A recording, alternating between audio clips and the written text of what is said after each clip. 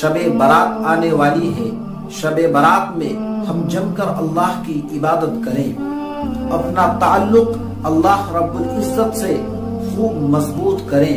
ہم اللہ رب العزت سے خوب لو لگا کر عبادت کریں، تاکہ جب ہم رمضان المبارک میں انٹر ہوں، جب رمضان المبارک میں ہم داخل ہوں، تو ہماری کیفیت پوری طرح سے بدل چکی ہو.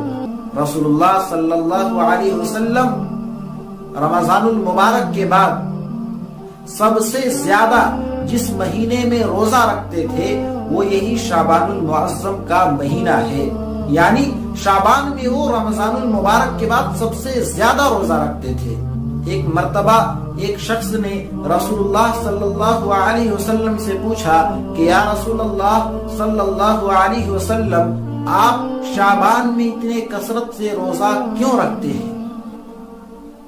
تو رسول اللہ صلی اللہ علیہ وسلم نے ارشاد فرمایا کہ شعبان میں بندوں کے اعمال اللہ کے پاس پیش کیے جاتے ہیں، تو میں یہ چاہتا ہوں کہ جب میرے اعمال اللہ کے پاس جائے، اللہ کے دربار میں جائے، تو میں روزے کی حالت میں ہوں. تو آپ شب برات سے پہلے بھی جتنے چاہیں اتنے روزے رکھ سکتے ہیں، اور شب برات کے بعد بھی 27 شعبان تک آپ جتنے چاہیں اتنے روزے رکھ سکتے ہیں. روزے کا مسئلہ بھی میں سمجھتا ہوں کہ حل ہو گیا ہوگا. اب میں آپ کو بتلا دوں کہ شب برات میں کون سی عبادت کرنی چاہیے. آپ اگر انٹرنیٹ کے اندر، یوٹیوب کے اندر اگر آپ سرچ کریں گے تو آپ کو بہت سے ایسے لوگ بھی مل جائیں گے جو شب برات میں طرح طرح کی نمازیں پڑھنے کے لیے، طرح طرح کی تسبیحات پڑھنے کے لیے اور الگ الگ درود پاک پڑھنے کے لیے آپ کو بتا رہے ہوں گے، اور کہیں گے کہ اس درود پاک سے یہ ثواب ملتا ہے، اس نماز کو پڑھنے سے یہ ثواب ملتا ہے، اور یہ تسبیحات پڑھنے سے یہ مشکل حل ہو جاتی ہے.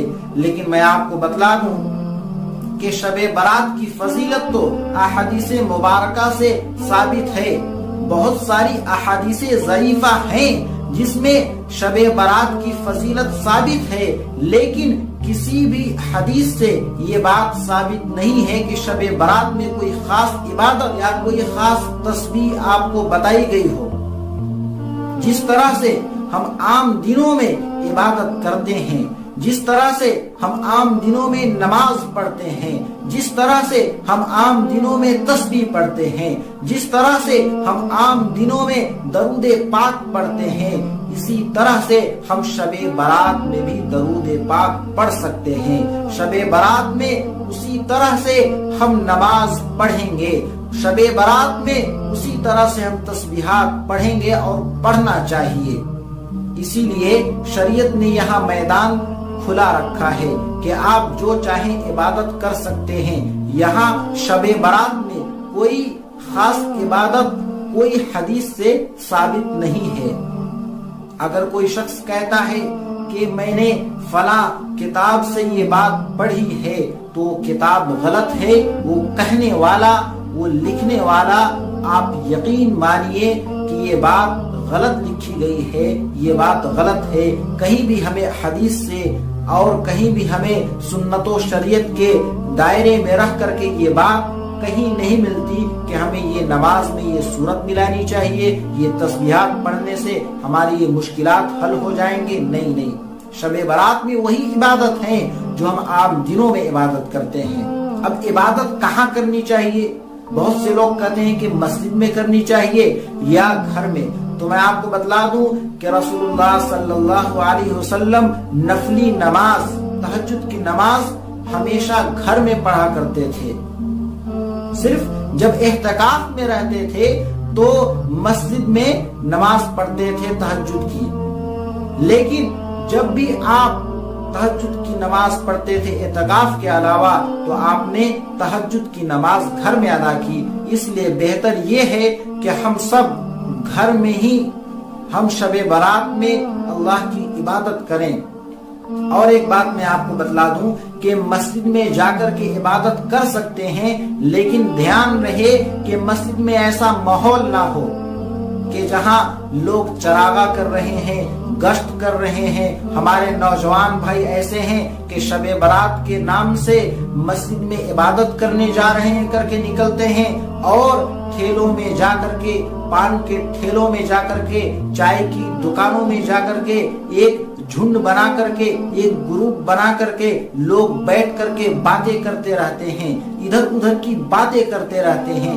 यानी ये फजीलत वाली जो रात है शबे बारात, जिसमें फजीलत बयान की गई है, और इस फजीलत वाले रात में लोग गुनाहें करते रहते हैं। घर से तो ये कह करके निकलते हैं कि हम इबादत करने मस्जिद जा रहे हैं, लेकिन लोग कुछ तो ठेलों पर रुक जाते हैं, कुछ पान की दुकानों पर रुक जाते हैं, और जो मस्जिद पहुंच भी जाते हैं तो मस्जिद में भी लोग, नौजवान साथी हमारे कुछ ऐसे हैं जो कि बातें करने लगते हैं, मोबाइल में व्यस्त हो जाते हैं, मोबाइल में लगे रहते हैं, कोई गेम खेलता रहता है, कोई बात करता रहता है।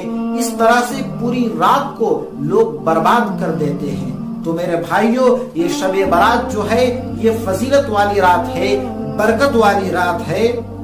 इसमें इबादत करें, आपसे जितना हो सके उतना इबादत करें।